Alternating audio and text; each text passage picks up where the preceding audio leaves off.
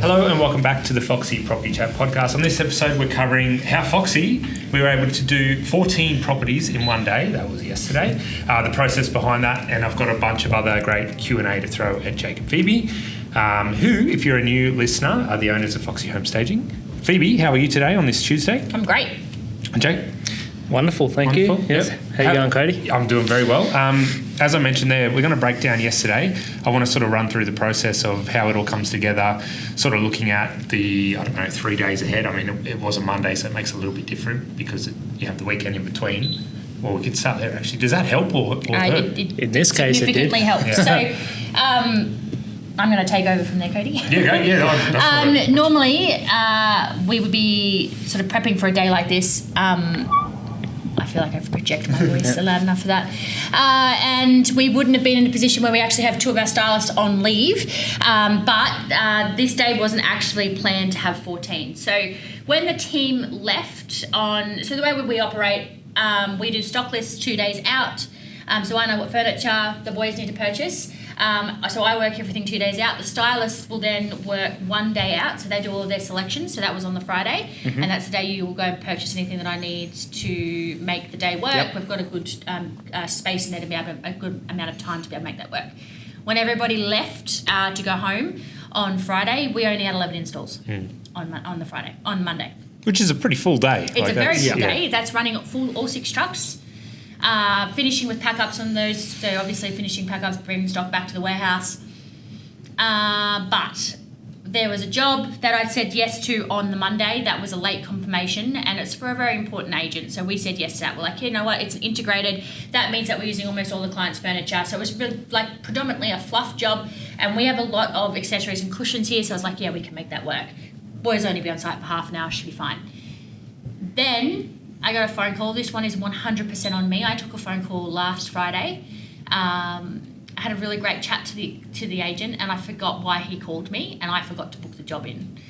So he was calling to confirm a job for installation on Monday, proceeded to have a 20-minute chat just about business, and then I didn't book the job in. So he was calling to find out what time we're going to be there. It was only a 2-bedroom unit, and I was like, no, we're still okay. This will work.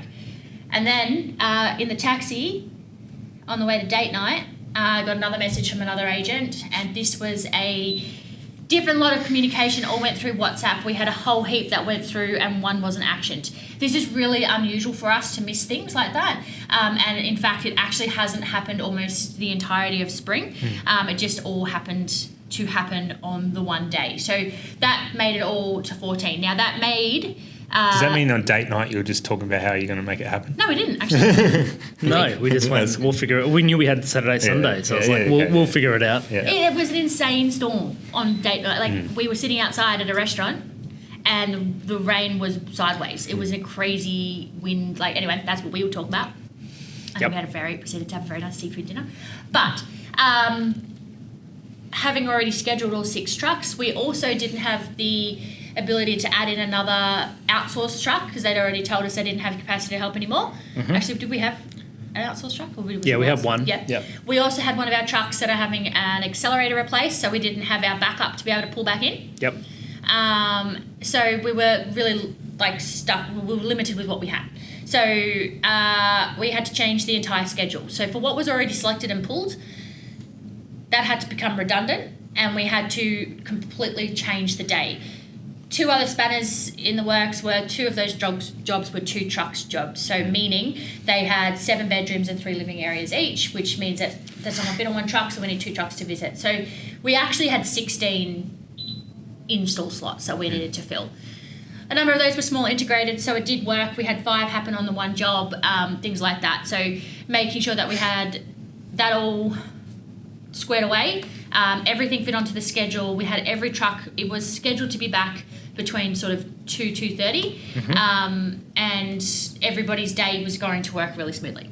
But that meant we had to spend Saturday. Well, so there's a couple of things in here as well. So you can see the last minute changes. If that was a Wednesday night for the next day, no chance. So the weekend was the only thing that made this happen. On top of that, I guess the other bit of context that makes things a little difficult right now is how empty the warehouse is, so how low we are on certain things. And we never want to compromise what we do for any client, because as far as they're concerned, they are the only job, and that's how it should be. So the weekend let us make sure that, like Phoebe said, it wasn't just that we said, all right, 3 new jobs, what furniture do we have available? It was, do you know what? Basically scrap what we've already done and the lists that Phoebe had already allocated for stock, and start fresh and said, all right, if we knew we had these 14 right from the start, how would we have made that work? And what do we need to go and buy over the weekend to make sure that the right furniture, the right quality, the right quantity, all of that stuff was covered. So we were really fortunate that Fletcher had taken home a word on the trucks. I went and did a purchase on Friday, knowing for Monday I already needed outdoor furniture. I did a purchase. He was already picking up 5 outdoor settings. That was the thing that we needed the most. He added another 2 outdoor settings onto that purchase for us, and he picked it up for us on Saturday afternoon. We have amazing staff. We've covered that off before, but phenomenal staff that are willing to and happy to do that for us on weekends, and that made a really big difference what we were able to do for Monday. We did have to organise some desks and rugs and things. So one of the things to be able to even make this possible was firstly the ability to have those days where we could reallocate all the stock, and the 2 days also let me and Fletcher go and buy that new stuff. So it was all about how do we make sure that what we've committed to, we have the stuff available, and that also meant not only the purchasing and the driving around and making sure we had it all ready for us, and knowing what suppliers we could go and pick stuff up from that was what we needed and ready to go. But it was also spending time in here, making sure that we pulled everything out that we didn't need, what had changed, making sure we've got our warehouse set up, for those that maybe have seen videos of it, where we've got our 10 loading bays for furniture.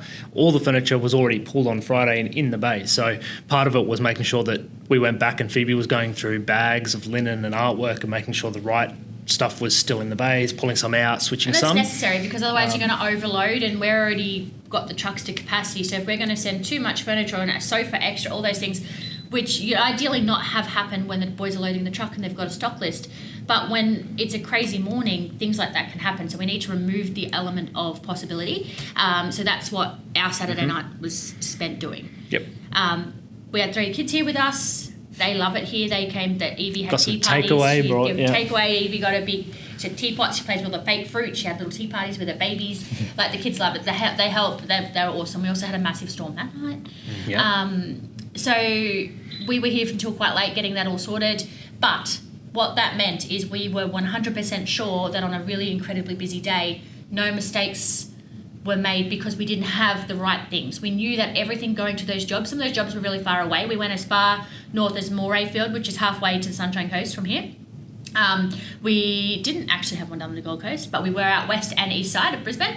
There was nothing missed. We had everything that we needed for every single job on those trucks, and nothing was needed to be run out, with the exception of one chair. One dining chair. One dining chair, which didn't make the truck. It was left on the scissor lift. So that is a phenomenal effort from our team. But that planning and that prep. I think it was also, like, there's other things that go into it that, and I might be jumping into some of the questions you had, Cody, but like, I know I do the logistics allocation, so I'm figuring out who's on what trucks, what are the bigger loads during the day, who's got the licenses, who can drive, who can load, who can run a truck. I even in my head had a backup, so I knew when if I got a sick call, what was my first change that I was going to do to make that work. And we ended up having somebody not able to come in, and we jumped into that. Same as Phoebe with the allocations of stylists, who's on a pack up, which pack ups. Who can do a big install on themselves by themselves, who can do integrated using the client's furniture, we've got a limited amount of buckets, and making sure that we've got the right things that we need to be able to do those pack ups. Where was I needed? Who could do 2 installs in one day? And some of our team smashed and did absolutely a phenomenal day yesterday. Yep. The way that we say thank you to our team for them doing something like that. So the trucks were back through till 2:30, 3 o'clock yesterday. Like, they were out for the entire day. So we put on lunch in the warehouse yesterday. It's a small token of gratitude to say thank you for such a phenomenal day, but it's the very least that we could do. I took out cold drinks to the pack up that I was on. Those sorts of the small things that we can try and do throughout the day. Yep. And you also in Slack, our team communication, we have the schedule which we've talked about a lot, which goes out the night before. But you also, I think in the morning, or maybe it was the night as well, you did a bit of extra. I think Phoebe, you usually do this in the styles chat. You do a bit of a rundown and tag all the styles at what's happening, any extra notes. But Jake, I think you even did that with the logistics as well. We did a full team one too. Full team one, yeah. Yeah, well, so Phoebe kind of does her rundown, which talks about the day, but also the next day, so people know if they're a morning install, what do they need to select for Tuesday, for instance. Yeah, they can get their head around everything. So yeah, I did that for the logistics. Just, we have a 5-minute team huddle every morning where we run through the morning, so everyone knows what's going on.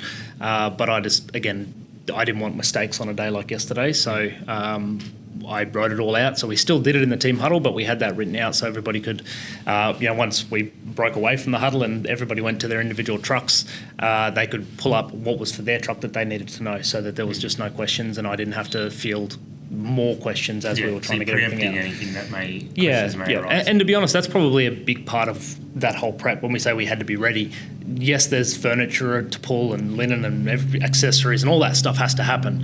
But specifically for Phoebe and I think a lot of what we do is about predicting is probably the wrong word, but we're kind of looking ahead at potential problems based on running a business like this for 9 years, and figuring out how to solve them before they even become a potential problem. So things like those rundowns that we put up are for that reason. I don't want to have somebody misunderstand what I need from them, so let's put it in writing, still do the team huddle. It's me making sure I pulled furniture out of bays that wasn't needed anymore and put it in the right one, so we don't accidentally put something on the wrong truck because we're in a hurry. So for me, that was just all about problem solving, so that when everybody got in Monday morning, and I got in quite early on Monday again ahead of the team just to make sure 100% I was across what needed to be done. So when everyone got in, it hopefully felt a little bit smooth to the guys because they had their one truck to look after and everything was ready for them. And same for you with your stylist. They got in, they knew what it was. Mine's a little bit different though. So the girls are all sorted, they've got their buckets in the car. My follow-up is throughout the day. So the stylists that had 2 installs, I'm checking on to make sure their install's going to plan, everything's smooth, clients have done what they needed to do, were they all happy? The stylist who did their very first 2 installs in one day, is she still feeling confident? Is she overwhelmed? Does she need the support at her second install? Those are the questions, they're the phone calls I'm making throughout the day, is to see, because I was doing a pack-up, and then where else can I slot in? We did have one little curveball thrown. We had a client ring who, like I said, we had those storms over the weekend. Their ceiling caved in their property over the weekend. We literally only styled it on Thursday last week for them. They're taking it to market. They're selling it to fund Parkinson's treatment for someone in their family, and it's a really unfortunate situation. So we slot that into the day to go and see, obviously, for an insurance claim, all those sorts of things. But that was probably the only curveball we had thrown in to our day. I think just circle back to what you were saying, Cody, with the prep message that we put up to the team. We talk about us as business owners setting the tone for the day, and we are the weather. So we determine if we walk in a bad mood, if we come in and we're surly and non-communicative and we're going to keep to ourselves, well then that's really how everyone else is going to feel for the rest of the day and tiptoe. We set a vibrant, high energy, enthusiastic, healthy attitude, and that was something that we both had written in our rundowns for everybody. That's what we needed everybody to rock up to work from. We're going to need the very best of everybody. We had the schedules yesterday, they weren't set to make up time for mistakes. They were set for precision, and we needed everybody to rock up with that mentality, and kudos to everybody. They did amazingly yesterday. So 14 is the new record in one day. Insane. For a single day, yep. Yeah, that is insane. Outside of work hours, like once the kids have gone to bed, what are you doing? Because I know you're doing work at maybe not every night, I'm not sure, for every night. From pretty much, the time the kids are in bed till whatever time you go to bed, what are the sort of things? Is it the schedule? Is it the team rundowns? Is it all of the above? You probably have more that you're doing. I mean, springtime's different. For the rest of the year, we probably don't need to do the same amount that we're doing, but right now we are. It definitely don't. Yep. And Phoebe does probably more at night times than I do. But so for me, my simple answer is I'm just making sure that the next morning and the next day is okay. I've solved problems from a scheduling and a furniture point of view. So the guys pulling furniture during the day for the next day, if there's any questions or something that isn't here, or whatever it is we need an answer on. Phoebe answers those questions, but I'm just giving options or making sure that that's kind of updated. So when the boys get in, we already have the answers. Yep. And most of my night, aside from that, is spent on the schedule, making sure that the allocations are done. So it's from a team point of view, have I got the people I need, the people on the right trucks, all that sort of stuff. So the sort of thing that we had to do for the 14 install day, I do that every night. Yep. Yep. Yep. I think I am so far from a morning person. I am no good. I set an alarm. I can't get up in the mornings. I'm no good at it. I would much prefer to work. I think you're going to tell me I'm like labelling it. That's totally in my control and I could make it different. No. But I much prefer to work at night time, and I have no interruptions. The kids aren't maybe going to get up early in the morning. You're not going to call me with an issue. Like, I have quiet time. I'm sure every mother can relate. A quiet time that is just to me in those moments, and I'm far more productive at that time. In the morning, in my head, it's negotiable. I don't have that mentality. Like, you got to hop in a cold shower. Like, I can't. I don't have that mental grit. Yeah. And I'm sure I could change it, but I am not gonna. So I would rather work at night time. So that's when I sort of do. If you're going to say that's when I don't know if you're going to agree with. This is when I do my very best work, is at night time. So at the moment, I'm doing all of the stock lists. That's only possible because we've created our own inventory system, right? Yep. So it's actually a really efficient process. It's all photo. It's everything there is like it's on a software that we've developed. We do have stylists that can do that. That's Cassie's role. It's Caitlin's role. But at the moment, I've kicked them out of it at the moment because I'm having to purchase stock as we go. I know what I've purchased, and it's just a far more seamless process at the moment. They are definitely coming back into it. I'm palming it back to them as of next week. So that's definitely what my night times are looking like. I'm doing the schedule for the third day out because the other team, I'm doing the schedule for 2 days out. Then we do the schedule for the third day. No, doing selections for 2 daing out, doing the schedule for the third day out. I am giving the stylist rundowns. I am doing all random things. I'm booking Christmas parties. I'm doing all those sorts of things that I get interrupted all day, every day. My day doesn't actually start till 9 most mornings because I do school drop-off. So I sort of compensate for that at the other end of the day. Well, your days are also, in large part, waiting to see who needs you to do something. Yeah. So you're, well, like if you're getting phone calls or need to fix problems, like you can't, I guess you have no guarantee of time to get these things done. Yep. So usually your end of day is fixing everything else so that when the guys get in to start their day the next day, you've already done everything that they might need from you. Yep. So, yep. And it doesn't need to be like that all year. Like, it's not like, definitely through spring, 100% yes. We're also watching TV as we do this stuff, so it's like we don't mind doing it during our busiest period. I'm really bad at just sitting there watching TV. I think I would do something anyway. I sit there and scroll. Yeah. Yep. Multi-purpose. We're 18th of November. This time last year, were we still going strong, or was it a little bit quieter this year? Do you know what? Phoebe shouldn't answer this question because she keeps telling people that Cassie November's agrees. quiet. The numbers quiet. The calendar. Yeah.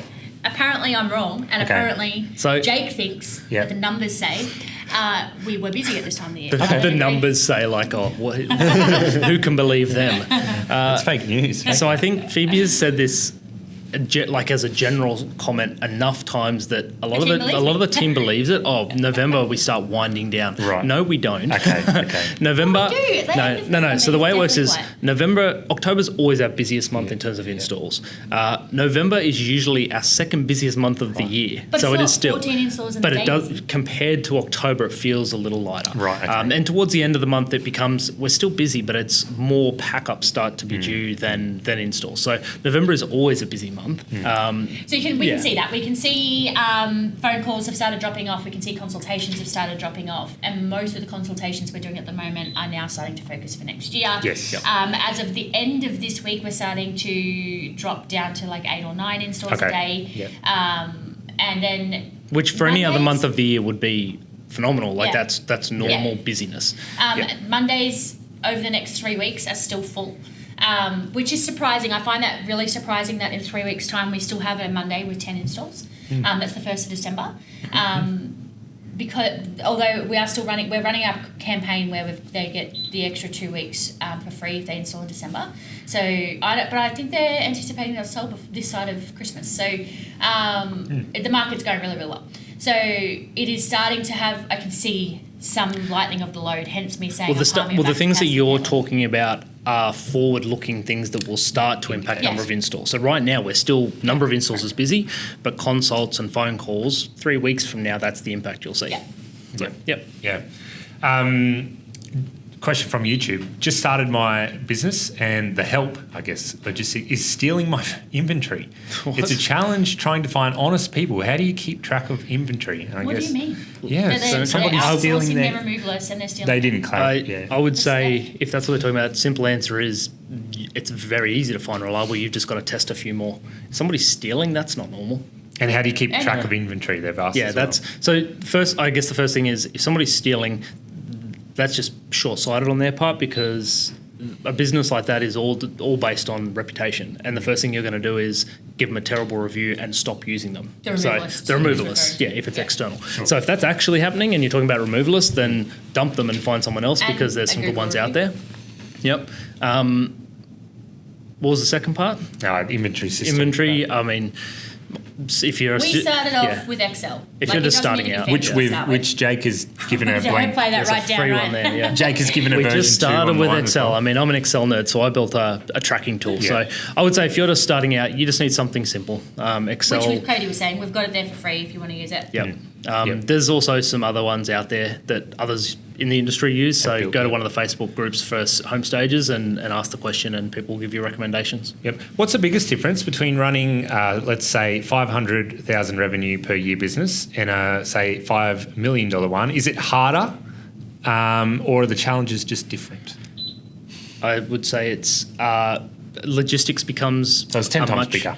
Yeah, it's the same sort of problems, but they just become, I guess, bigger, and you're managing more of them. So when you're just managing one truck, I kind of think about in terms of how many people and trucks that we're doing every day. I would say the actual work itself. Sorry, everybody. The work itself, the people you're servicing, the same. You're still doing the same job. You're still delivering the same thing.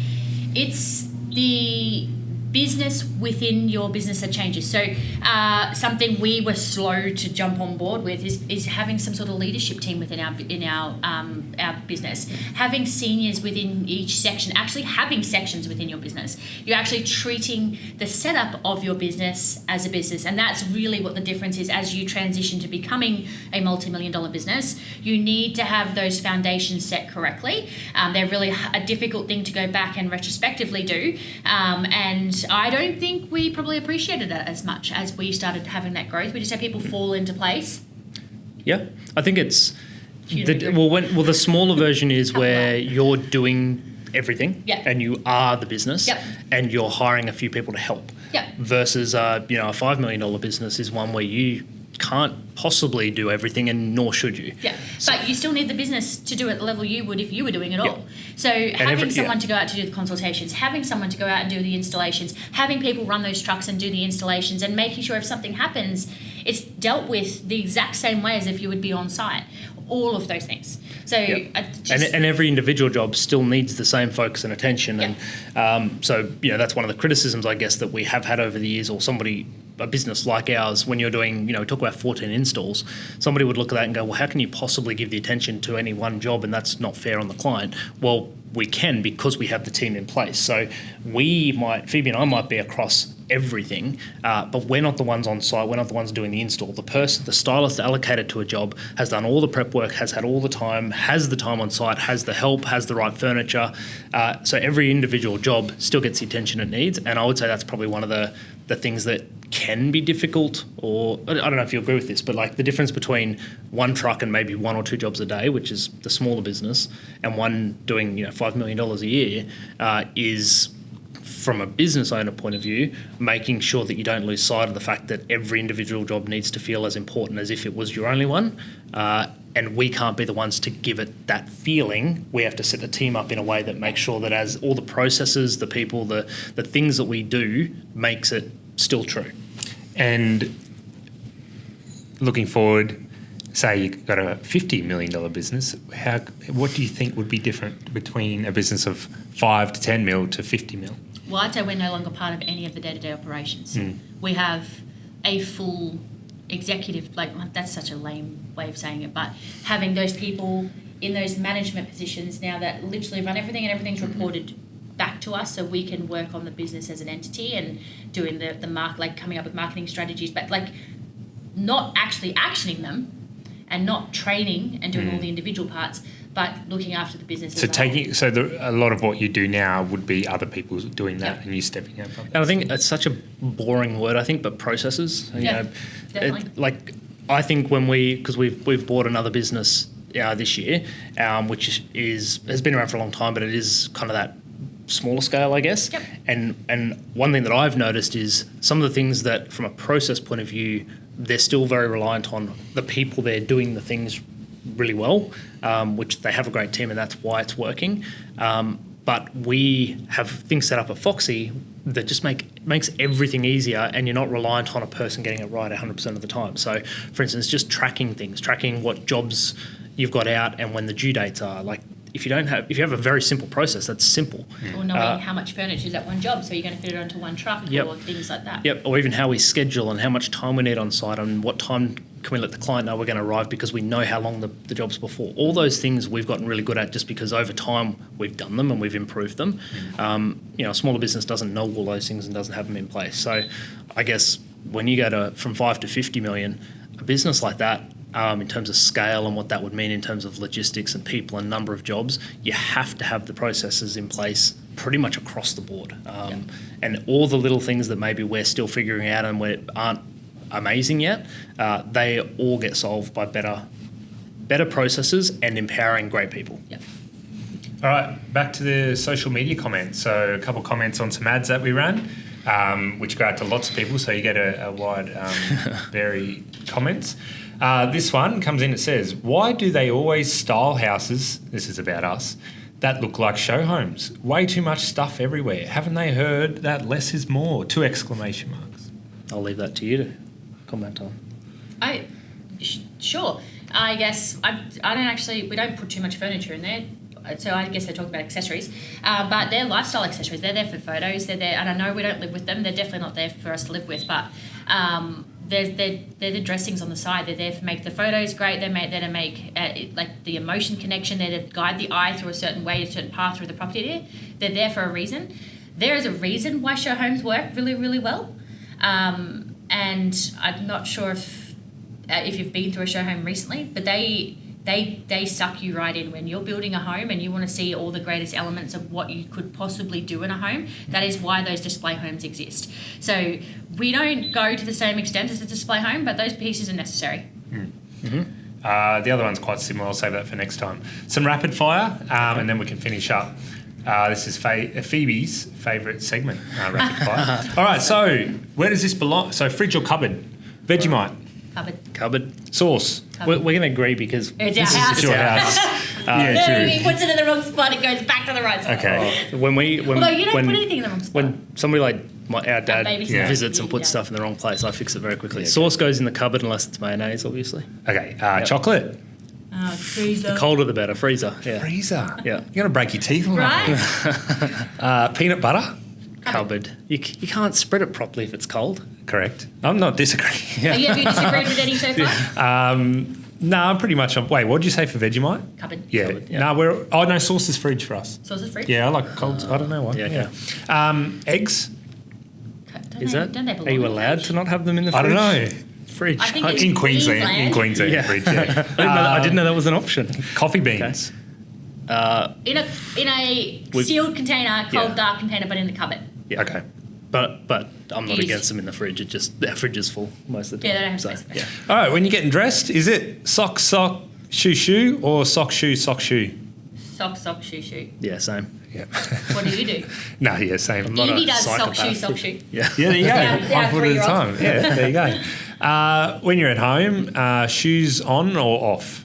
Off. As soon as I can take my shoes off, I'm The happy kids to. think it's weird because Nana wears shoes at home and she has inside shoes and they think that's strange. Although Evie started wearing her shoes inside. I keep telling my kids I'm looking forward to getting home to take up shoes off. So yeah. Yep. If we went over to your house and I asked for a glass of water and you complied, what would it be? Tap, cold out of the fridge, or a bottle? Your choice. Got all 3. Wow. Well, Fancy. when you say I probably yeah, do it would- out of the tap, but with ice from because we've got the Wow. doobie. Our fridge has a little cold water thing on the front, so I'd ask you. Fancy. I love that. What would you give us? I would ask too, but I wouldn't give you ice in the water. It'd just be cold or. As it's just in the front of the fridge. Yeah. So it's not like I'm putting any effort in. Yeah, that's fair. At restaurants, do you go with sparkling or still water? Still, yeah. Tap? Is that Tap. still? Yeah. Do you fold pizza or eat it flat? Eat it flat unless you have to fold it because it's soggy or like that. Yeah. Some pizzas, you pick it up and it just Fold pizza. like as in I think that. you like the big pieces. Yeah. I don't like pizza. Okay. If you have to fold it, she's not going to bother. I will order pasta when you get pizza. Yeah. Or no, I'll get salad. But Well, so we have a place that we take our team probably more than anywhere else, and their pizzas, if you just try and pick it up, all the toppings go fall, on. so you have to fold that. So That's great pizza. It's very good pizza. Wood-fired. Yep. Very good. Do you make the bed every morning or leave it? Well, I usually leave, at the moment in spring, I'm leaving before Phoebe's even out of bed, but So it's not on you. I do the doona and I fold Yeah. it back. Yeah, that's yeah, enough. we don't have we've got the fitted sheet and the doona, so Yeah. that's Yeah, I not bought like home a 3-rug once and you told me to get that shit out of the house. yeah, we don't have. I'm not having choppy cushions or throw rugs at home. Yeah, fair. First concert or band you ever went to? I don't know about the first, probably like a Good Charlotte or something like that. Why are you asking me? Is this Well, the your- first one that I remember Oh. going to when we were in like uni times, but I couldn't remember as a kid. Oh, well, my first ever was the Whitlams and Okay. the McCarthy's bought me tickets to that. But we went to Simple Plan. That was the first one, was it? Jake, I'm Okay. pretty sure I don't know if I went, but Shannon Knoll at Bundaberg. Yeah, would have been in high school just after he won. Should have won Australian Idol, runner up. Yep, Last one. What temperature do you set the aircon to at night? as cold as possible. Probably about at the Igloo. moment Igloo. We set it to Igloo. you accept 21, which is what I like. That's as low It's as I've so been able to cold. convince her. Yeah, Yep. and I also have a We pedestal have fan next solar to my bed. panels. Yeah, We have solar panels and all those sorts of things Yeah. to make our... colder the love better it. for sleep. So last podcast was about a month ago, I think, 4 or 5 weeks ago. I finished by saying, what's one message, phrase, word or feeling you'd like to carry with you to the next episode that we're recording? And do you remember your answer? Nope. You said just to keep Keep going going. and remember to eat. So how have you gone with keeping going Remember and to remembering eat. to eat? Remember it would have I've been gone your really one. poorly with mine. Okay, yeah. I bought breakfast yesterday and then 3 hours later I remembered that it was sitting in my office. Right. And then I ate half of it. And what about Half. keep going? I feel like you Yeah, Yes, well- we just kept swimming. We were good. Yeah, We I got think, there. now you mention, I remember, it was all about the fact that we knew it was going to be a very busy rest of the spring, I guess. And we just had to, every day be ready. Yeah. That's what we've done. I mean, I'd love to get another episode in, but assuming we don't, let's do the same again. What would you like to carry through to, let's pretend we're recording in mid to late January? Do you want to go first? Well, we're about to have December off. So Most, yeah. we will be here for the first, around for the first week of December, but I make an edit. I don't come in. I don't want to be here for December. Yep. So the aim is that we don't work for December. We go away from the 11th of December. We're going up to Sunny Coast and we're doing, there will be a little bit of help in the team, but the idea is that there's almost zero. So I would just say be in the moment. Cool. Yeah, I was probably similar, but I guess it would be relax, enjoy the rest. Every year you go through that crazy busy period and then you have the complete opposite, which is the only time of year where we really get to properly wind down and rest. I keep seeing those stupid things on Instagram that make you all sad. Our oldest child's 11. In theory, could only have 6 or 7 Christmases left with him. That's crazy. So remember that. That's what I think. I'm sure he might come home for Christmases at some point, but He better. relax and enjoy it. All right. Thanks, Jake. Thanks, Phoebe. Appreciate it. Thanks for listening, everyone. And we'll get back to it when we get back See to it. when the next one is. Yeah.